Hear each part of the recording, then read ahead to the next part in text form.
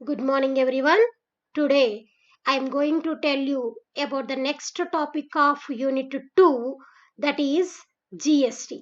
GST means Goods and Services Tax. మరి GST అంటే ఏమిటి? జిఎస్టిని ఎవరు ఇంప్లిమెంట్ చేశారు? ఎప్పుడు ఇంప్లిమెంట్ చేశారు? మరి జిఎస్టి యొక్క స్లాబ్ రేట్స్ అనేవి ఏ విధంగా ఉంటాయి? మరి జిఎస్టికి వ్యాట్కి ఉన్నటువంటి తేడాలు డిఫరెన్సెస్ ఏంటి అనేది ఈరోజు తెలుసుకుందాం. మరి ఇంట్రడక్షన్ పార్ట్లో మరి జిఎస్టిని ఎవరు ఇంప్లిమెంట్ చేశారు, ఎప్పుడు ఇంప్లిమెంట్ చేశారు అనేది కనుక చూసినట్లయితే prime minister mister Narendra Modi launched GST into operation on the mid knight of 1st July 2017. అంటే జూలై 1, 2017 సంవత్సరంలో ప్రైమ్ మినిస్టర్ ప్రధానమంత్రి నరేంద్ర మోడీ గారు మనకి జిఎస్టిని ప్రవేశపెట్టడం జరిగింది. అయితే దీనికన్నా ముందు GST concept was first proposed under the Atal Bihari Vajpayee government. అంటే మోడీ గవర్నమెంట్ కన్నా ముందే అటల్ బిహారీ వాజ్పేయి గవర్నమెంట్ వాళ్ళు జిఎస్టికి సంబంధించి ప్రపోజల్ తీసుకురావడం జరిగిందమ్మా. ఆ తర్వాతే అది అలా సవరణలు అమెండ్మెంట్లు చేసుకుంటూ మోడీ గవర్నమెంట్ జూలై 1న 2017 సంవత్సరంలో మొట్టమొదటిసారిగా జిఎస్టిని ఇంప్లిమెంట్ చేయడం జరిగింది మన భారతదేశంలో. మరి GST was introduced in July 2017 అని అన్నాము. మరి what is the aim of GST? GST యొక్క ఎయిమ్, దాని యొక్క ధ్యేయం ఏంటి, అసలు ఎందుకు ఇంప్లిమెంట్ చేశారు అనేది కనుక చూసినట్లయితే GST was introduced in July 2017 with as aim to make in India one nation, one market and one tax. అంటే మన భారతదేశంలో ఒక మార్కెట్ ఉండాలి, ఒకే ట్యాక్స్ ఉండాలి అన్న ఉద్దేశంతో ప్రధానమంత్రి నరేంద్ర మోడీ గారు ఈ జిఎస్టిని జూలై 1, 2017లో ప్రవేశపెట్టడం జరిగింది. మరి the registration under GST completely online అమ్మ. అంటే జిఎస్టి రిజిస్ట్రేషన్ అంతా కూడా ఆన్లైన్లోనే ఉంటుంది. అంటే జిఎస్టిలో రిజిస్టర్ అవ్వడం దగ్గర నుంచి జిఎస్టి పేమెంట్స్ కానీ, జిఎస్టి రిటర్న్స్ని సబ్మిట్ చేయడం కానీ, ఈ ప్రాసెస్ అంతా కూడా మనకి అంతా త్రూ ఆన్లైన్, మొత్తం ఆన్లైన్ సిస్టమ్. ఎందుకు అని అంటే లాస్ట్ క్లాస్లో నేను ఎక్స్ప్లెయిన్ చేసినప్పుడు VAT was completely offline process అని చెప్పుకున్నాం. వ్యాట్ మీన్స్ వాల్యూ యాడెడ్ ట్యాక్స్ని ఎక్స్ప్లెయిన్ చేసినప్పుడు వ్యాట్ అనేది కంప్లీట్గా ఆఫ్లైన్, కానీ జిఎస్టికి వచ్చేసరికి it is completely online process అమ్మా. అదేవిధంగా జిఎస్టి రిజిస్ట్రేషన్ ఈజ్ కంపల్సరీ. ఎప్పుడు అంటే if the turnover is more than 20 lakhs, మన యొక్క టర్న్ ఓవర్ 20 లక్షలను మించి గనక ఉన్నట్లయితే కంపల్సరీగా జిఎస్టిలో రిజిస్టర్ అవ్వాలి. మరి జిఎస్టి రిజిస్ట్రేషన్ అనేది కంప్లీట్గా ఆన్లైన్ ప్రాసెస్. మరి the goods and services system, it is a new system అని అంటున్నాము. ఎందుకు అంటే all indirect taxes are subsumed into GST. అన్ని పరోక్ష పన్నులని తీసుకొచ్చి ఎక్కడ కలిపేశారమ్మా, మనకి జిఎస్టిలో విలీనం చేయడం జరిగింది. ఎప్పుడు అంటే 1st July 2017. మరి GST is a transaction based system అని అంటున్నాం. ఎందుకు అంటే జిఎస్టిలో మనకి 2 రకాల ట్రాన్సాక్షన్స్ ఉంటాయమ్మా. ఒకటి intra state transaction, 2 inter state transaction. మరి intra state means within the state, అంటే మన రాష్ట్రం లోపల మాత్రమే వ్యవహారాలు గనక జరిగినట్లయితే it is called intra state transaction. మరి అదేవిధంగా బిట్వీన్ 2 states, 2 రాష్ట్రాల మధ్య గనక వ్యవహారం జరిగినట్లయితే it is called inter state transaction. ఇంట్రాలో జిఎస్టి వేరుగా ఉంటుంది, ఇంటర్ స్టేట్లో జిఎస్టి అనేది వేరుగా ఉంటుంది. మరి ఈ జిఎస్టి రకాలు ఎన్ని అనేది మనం నెక్స్ట్ క్లాస్లో చెప్తాను నేను. మరి నెక్స్ట్ వన్, జిఎస్టి ఇన్కమ్ని ఎవరు కలెక్ట్ చేసుకుంటారు అంటే GST income revenue collected by consumer state. ఎక్కడైతే కన్జ్యూమర్ అనేవాడు ఉంటాడో ఆ స్టేటు ఆ ఇన్కమ్ని జిఎస్టీ ఇన్కమ్ని కలెక్ట్ చేసుకోవడం జరుగుతుంది.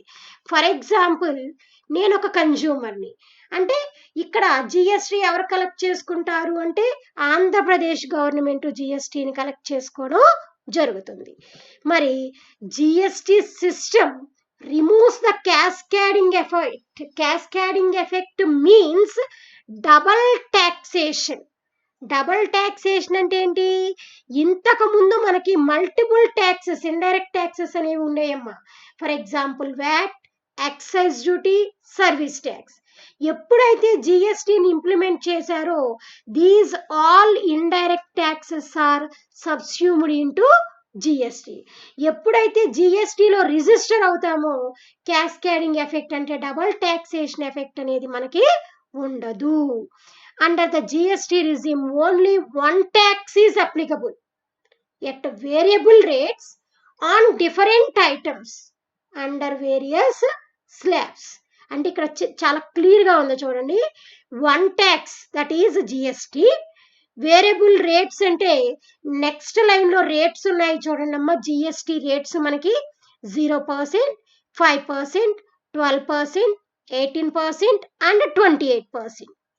It is called variable rates. Different items అంటే ఈ రేట్స్ ఏ ఏ ఐటమ్స్కి వర్తిస్తాయి అనేది. అంటే జిఎస్టీలో మనకి వన్ ట్యాక్స్ ఉంటుంది, వేరియబుల్ రేట్స్ ఉంటాయి, డిఫరెంట్ ఐటమ్స్కి డిఫరెంట్ స్లాబ్ రేట్స్ అనేవి వర్తించడం జరుగుతుంది. మరి ఫర్ ఎగ్జాంపుల్ ఇప్పుడే చెప్తున్నాను, గూడ్స్ అండ్ సర్వీసెస్ ట్యాక్స్లో ఉన్నటువంటి 5 రేట్స్ ఏంటి మనకి? 5 స్లాబ్ రేట్స్ ఏంటి అంటే 0%, 5%, 12%, 18% అండ్ 28%. అంటే ఓవరాల్గా ఇక్కడ జిఎస్టీ గురించి తెలుసుకున్నది ఏంటి అంటే all indirect taxes are subsumed into GST. మరి more than 20 lakhs, if the turnover is more than 20 lakhs, GST registration is compulsory. GST registration is completely online. Online ద్వారా మాత్రమే జిఎస్టీ పేమెంట్ కానీ రిటర్న్స్ని submit చేయడం కానీ జరగాలి. అదేవిధంగా one tax, variable rates, different items అనేవి జిఎస్టీలో మనకి ఉండడం జరుగుతుంది. జిఎస్టీలో ఉన్నటువంటి స్లాబ్ రేట్స్ ఏంటి అంటే 0, 5, 12, 18, 28. అదే వ్యాట్లో అయితే మనం చెప్పినప్పుడు 4 కేటగిరీస్ చెప్పాను మీకు. నిల్, 1%, 4 to 5%, 12 to 15%. కానీ జిఎస్టీకి వచ్చేసరికి 5 ట్యాక్స్ స్లాబ్స్ ఉన్నాయి. 0, 5, 12, 18 అండ్ 28. మరి GST slab rates on goods and services మనకి వ్యాట్కి వచ్చేసరికి ఓన్లీ ఆన్ గూడ్స్ అమ్మ. కానీ జిఎస్టీకి వచ్చేసరికి రేట్స్ అనేవి గూడ్స్కి సర్వీసెస్కి కూడా అప్లై అవుతుంది. ఎలా ఉన్నాయో ఒకసారి చూద్దాం.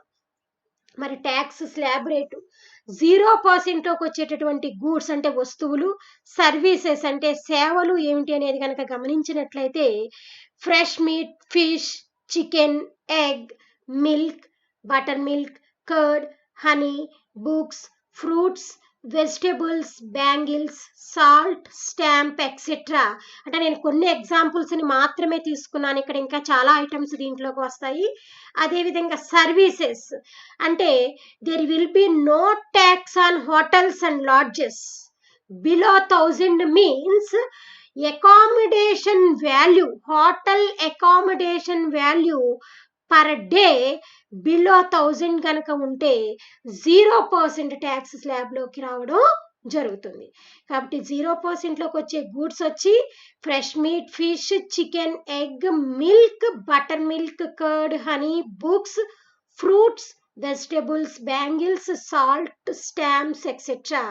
సర్వీసెస్కి వచ్చేసరికి అకామిడేషన్ కాస్ట్ బిలో 1000 కనుక ఉన్నట్లయితే హోటల్స్కి, లాడ్జెస్కి ఆ సర్వీసెస్ అన్నీ కూడా మనకి 0%లోకి రావడం జరుగుతుంది. మరి 5%లోకి వచ్చే గూడ్స్ కనుక మనం చూసినట్లయితే packaged food items, footwear below 500 ఉండాలి. అదేవిధంగా cream, branded coffee, tea, snow, kites, mats, wallets, medicines, spices, rusk, fibre products ఇవన్నీ కూడా మనకి 5% కేటగిరీలోకి వస్తాయి. మరి దీంట్లోకి వచ్చే సర్వీసెస్ ఏంటి అనే కనుక చూసినట్లయితే transport services such as railways and air transport. ఇక్కడ కనుక మనం చూసినట్లయితే ట్యాక్స్ స్లాబ్ రేటు జిఎస్టీ ఎంత ఉంటుంది అంటే సర్వీసెస్కి 5%. ఎవరికి? రైల్వేస్కి, ఎయిర్ ట్రాన్స్పోర్ట్కి. మరి గూడ్స్కి వచ్చేసరికి coffee, tea, snow, kites, mats, wallets, medicines ఇలాగా ఈ ఐటమ్స్ అన్నీ కూడా 5% ట్యాక్స్ స్లాబ్ రేట్లోకి రావడం జరుగుతుంది. మరి 12%లోకి వచ్చేటటువంటి గూడ్స్ ఏంటి అనేది కనుక చూసినట్లయితే tax will be imposed on, అంటే ఇక్కడ క్లోత్స్ ఎబో 1000, అంటే క్లోత్స్ యొక్క వాల్యూ మోర్ దాన్ 1000 కనుక ఉన్నట్లయితే 12% స్లాబ్ రేట్లోకి రావడం జరుగుతుంది. అలాగే frozen meat, butter, cheese, ghee, dry fruits, fruit juice, ayurvedic medicines, tooth powder, umbrella, cell phones, chess boards, wood stones etcetera. మరి సర్వీసెస్కి వచ్చేసరికి లాటరీస్, నాన్ ఏసీ హోటల్స్, అదేవిధంగా business class air tickets, fertilizers and the work contracts. These services are under the tax slab rate of 12%. కాబట్టి 12% slab రేట్లోకి వచ్చేటటువంటి goods వచ్చేసరికి మీరు గమనించారో లేదో సేమ్ ఐటమ్స్ కొన్ని రిపీట్ అవుతూ ఉంటాయమ్మా. అంటే క్వాంటిటీని క్వాలిటీని, క్వాంటిటీ కాదు కానమ్మా క్వాలిటీని బట్టి పర్సెంటేజ్లు అనేవి చేంజ్ అవుతూ ఉంటాయి. మరి 12%లోకి వచ్చేటటువంటి గూడ్స్ ఏంటి అంటే fruit juice, ayurvedic medicines, umbrella, cell phone ఇవన్నీ కూడా 12%లోకి వస్తాయి. సర్వీసెస్కి వచ్చేసరికి non AC hotels, lotteries, fertilizers, work contacts అనేవి 12%లోకి రావడం జరుగుతుంది. మరి 18% స్లాబ్ రేట్లోకి వచ్చే గూడ్స్ ఏంటి అంటే కనుక footwear more than 500, trade marks, goodwill, biscuits, mineral water, gas lighters, ice creams, camera, CCTV, steel products, bamboo furniture, custard powder etcetera. ఇవన్నీ కూడా మనకి 18%లోకి వచ్చేటటువంటి గూడ్స్.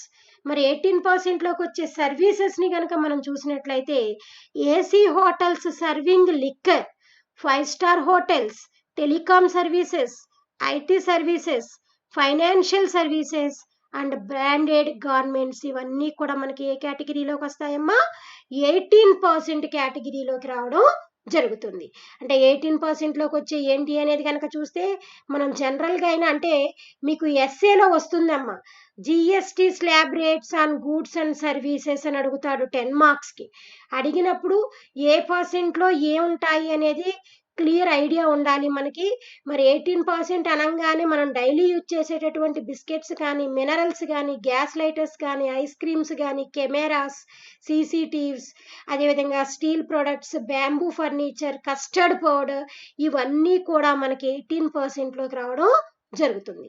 మరి సర్వీసెస్కి వచ్చేసరికి AC hotels serving liquor, 5 star hotels, telecom services, IT services, financial services, branded garments ఇవన్నీ కూడా 18%లోకి రావడానికి అవకాశం ఉంది. మరి నెక్స్ట్ది ట్యాక్స్ స్లాబ్ రేట్ 28%లో ఉండేటటువంటి గూడ్స్ ఏంటి అనేది కనుక మనం అబ్జర్వ్ చేసినట్లయితే beedis, chewing gum, molasses, chocolate, shampoo, wallpaper, water heater, dish washer, washing machine, ATM, vending machine, vacuum cleaner, hair clips etcetera ఇంకా చాలా ఉన్నాయమ్మా.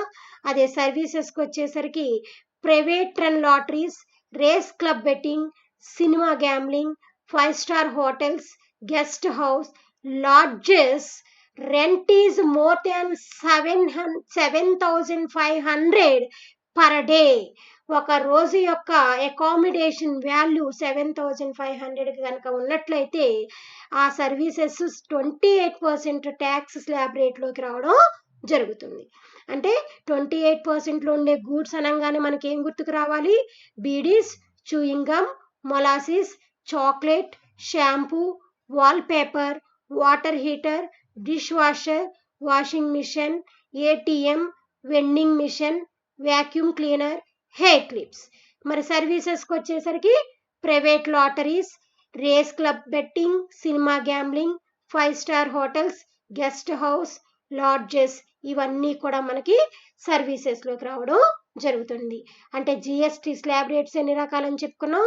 5, నెంబర్ 1 0, అదేవిధంగా 5%, 12%, 18%, 28%. మరి ఇక్కడికి మనకి వ్యాట్ గురించి నిన్నటి క్లాస్లో తెలుసుకున్నాం, జిఎస్టీ గురించి ఇప్పుడు తెలుసుకున్నాం. కాబట్టి ఈ రెండిట్లకి మధ్య ఉన్నటువంటి డిఫరెన్సెస్ ఏంటి అనేది ఒక్కసారి చూద్దాం. మరి main key differences, first one, VAT means value added tax. It is applicable only on goods. అదేవిధంగా జిఎస్టీకి వచ్చేసరికి GST means goods and services tax. It is applicable on goods and services. VAT only for goods, కానీ GST goods and services రెండిట్లకి apply అవుతుంది. మరి point of tax ఎక్కడ ఉంటుంది అంటే వ్యాట్కి వచ్చేసరికి సేల్ ఆఫ్ గూడ్స్, జిఎస్టీకి వచ్చేసరికి supply of goods and services. Payment ఎలా చేయాలి అంటే నేను ఇందాకే చెప్పాను, వ్యాట్ కంప్లీట్గా ఆఫ్లైన్, కానీ జిఎస్టీ కంప్లీట్లీ ఆన్లైన్ అని చెప్పడం జరిగింది. రిజిస్ట్రేషన్, మరి వ్యాట్లో రిజిస్టర్ అయ్యే వాళ్ళు కంపల్సరీగా more than 10 lakhs turn over అనేది ఉండాలి. ఎవరైతే if the turnover is greater than 10 lakhs వాళ్ళకి కంపల్సరీగా వ్యాట్ అనేది అప్లికబుల్ అవుతుంది. మరి జిఎస్టీలో రిజిస్టర్ అవ్వాలి అంటే కంపల్సరీగా if the turnover is greater than 20 lakhs, 10 లక్షల టర్న్ ఓవర్ దాటిన వాళ్ళకి వ్యాట్ అప్లై అవుతుంది. 20 lakhs 20 లక్షల టర్న్ ఓవర్ దాటిన వాళ్ళకి జిఎస్టీ అనేది అప్లికబుల్ అవుతుంది. మరి వ్యాట్ అనేది సమరీ బేస్డ్ సిస్టమ్ మీన్స్ మనకి వ్యాట్ అనేది మ్యానుఫ్యాక్చరర్ నుంచి రిటైలర్ వరకు యాడ్ అవుతూ వస్తుంది, కాబట్టి it is called summary based system. మరి జిఎస్టీ ట్రాన్సాక్షన్ బేస్డ్ అంటే ట్రాన్సాక్షన్స్ 2 రకాలని చెప్పాను, ఇంటర్ స్టేటు, ఇంట్రా స్టేటు. మరి ఇంటర్లో జిఎస్టీలు ఏముంటుంది? జిఎస్టీలో చాలా రకాలు ఉన్నాయమ్మా, ఎస్జిఎస్టీ, సిజిఎస్టీ, ఐజిఎస్టీ అని. మరి ఇంటర్ స్టేట్లోను ఇంట్రా స్టేట్లోను ఉండే జిఎస్టీలు ఏంటి అనేది మీకు నెక్స్ట్ క్లాస్లో చెప్తాను. కాబట్టి వ్యాట్ అనేది సమరీ బేస్డ్ సిస్టము, జిఎస్టీ అనేది ట్రాన్సాక్షన్ బేస్డ్ సిస్టమ్. మరి వ్యాట్కి వచ్చేసరికి ఆ రెవెన్యూని ఎవరు కలెక్ట్ చేసుకుంటారు అంటే seller state collect the revenue. కానీ జిఎస్టీకి వచ్చేసరికి the revenue was collected by consumer state.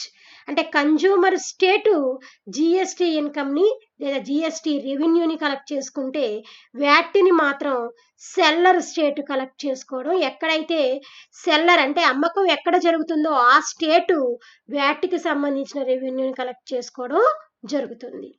మరి వ్యాట్లో మ్యానుఫ్యాక్చరర్ చార్జ్డ్ ఎక్సైజ్ డ్యూటీ. వ్యాట్లో కంపల్సరీగా మ్యానుఫ్యాక్చరర్ ఏం ఛార్జ్ చేస్తాడమ్మా? ప్రొడక్ట్స్ మీద ఎక్సైజ్ డ్యూటీ. కానీ in GST excise duty is subsumed into GST. మరి ఎక్సైజ్ డ్యూటీ వచ్చి ఎక్కడ కలిసిపోయింది? మనకి జిఎస్టీలో విలీనం అయిపోయింది. కాబట్టి there are no chance of double taxation. రెండు రకాల ట్యాక్స్లు పడడానికి అవకాశం ఉండదు. GST is only one tax. మరి in VAT inter state means between 2 states, 2 రాష్ట్రాల మధ్య గనక వ్యవహారాలు జరిగితే ఇన్పుట్ క్రెడిట్స్ అనేవి వ్యాట్లో ఇవ్వరమ్మా. కానీ జిఎస్టీలో 2 రాష్ట్రాల మధ్య కనుక వ్యవహారం జరిగితే ట్రాన్సాక్షను జిఎస్టీలో ఇన్పుట్ ట్యాక్స్ అనేది పొందడానికి అవకాశం అనేది ఉంటుంది. మరి వాట్ ఈజ్ ఇన్పుట్ ట్యాక్స్ అనేది మనకి నెక్స్ట్ క్లాస్లో క్లియర్గా ఎక్స్ప్లెయిన్ చేస్తాను. ఇన్పుట్ ట్యాక్స్ క్రెడిట్స్ అనేవి చాలా వెరీ వెరీ ఇంపార్టెంట్ అమ్మ 5 మార్క్స్కి కూడాను. రా మెటీరియల్ని పర్చేస్ చేసినప్పుడు పొందే వాటిని ఇన్పుట్ క్రెడిట్స్ అని, సేల్ చేసినప్పుడు పొందేటటువంటి వాటిని అవుట్పుట్ క్రెడిట్స్ అని అంటాము. వాటి గురించి క్లియర్ ఎక్స్ప్లెనేషన్ నేను నెక్స్ట్ క్లాస్లో ఇస్తాను మీకు. మరి ఇప్పుడు వరకు చెప్పినటువంటి టోటల్ టాపిక్ అందరికీ అర్థమైందని అనుకుంటున్నాను. ఎందుకు అంటే ఓవరాల్గా ఇప్పుడు మనం ఏం చెప్పుకున్నాము అంటే అసలు జిఎస్టీని ఎవరు ఇంప్లిమెంట్ చేశారు, ఎప్పుడు ఇంప్లిమెంట్ అయ్యింది, మరి జిఎస్టీలో ఉన్నటువంటి స్లాబ్ రేట్స్ ఏంటి, జిఎస్టీకి వ్యాట్కి ఉన్నటువంటి మెయిన్ కీ డిఫరెన్సెస్ ఏంటి అనేది ఇప్పుడు చెప్పాను నేను. వెరీ వెరీ కీ డిఫరెన్సెస్ ఏంటి అంటే ఇంపార్టెంట్ కీ డిఫరెన్సెస్, వ్యాట్ అనేది ఓన్లీ ఆన్ గూడ్స్, జిఎస్టి అనేది గూడ్స్కి సర్వీసెస్కి అప్లై అవుతుంది. మరి వ్యాట్ అనేది ఆఫ్లైన్, కానీ జిఎస్టి అనేది ఆన్లైన్. వ్యాట్లో ఇన్పుట్ క్రెడిట్స్ ఉండవు ఇంటర్ స్టేట్ ట్రాన్సాక్షన్స్కి, కానీ జిఎస్టిలో ఇంటర్ స్టేట్ ట్రాన్సాక్షన్కి ఇన్పుట్స్ అనేవి ఇవ్వడం జరుగుతుంది. More than 10 lakhs turn over ఉంటే వ్యాట్లో రిజిస్ట్రేషన్ అవ్వాలి. More than 20 lakhs turn over ఉంటే జిఎస్టిలో రిజిస్టర్ అవ్వాలి. కాబట్టి ఇది ఓవరాల్గా మనకి వ్యాట్కి జిఎస్టికి మధ్య ఉన్నటువంటి కీ డిఫరెన్సెస్. మరి నెక్స్ట్ క్లాస్లో మనం అసలు జిఎస్టిలో ఇప్పుడు నేను చెప్పాను మీకు ఇంటర్ స్టేటు ఇంట్రా స్టేట్ అని. అసలు ఇంటర్ స్టేట్లో ఏ జిఎస్టి అప్లికబుల్ అవుతుంది, ఇంట్రా స్టేట్లో జిఎస్టి ఏ విధంగా ఉంటుంది, అదేవిధంగా జిఎస్టికి సంబంధించినటువంటి మెరిట్స్ డిమెరిట్స్ ఏంటివి అనేది మీకు నెక్స్ట్ క్లాస్లో ఎక్స్ప్లెయిన్ చేస్తాను. ఇక్కడ వరకు క్లియర్గా విని అర్థం చేసుకుని రన్నింగ్ నోట్స్ రాసుకోండి. డౌట్స్ ఉంటే ఫోన్ చేయండి. Thank you. Stay home, stay safe.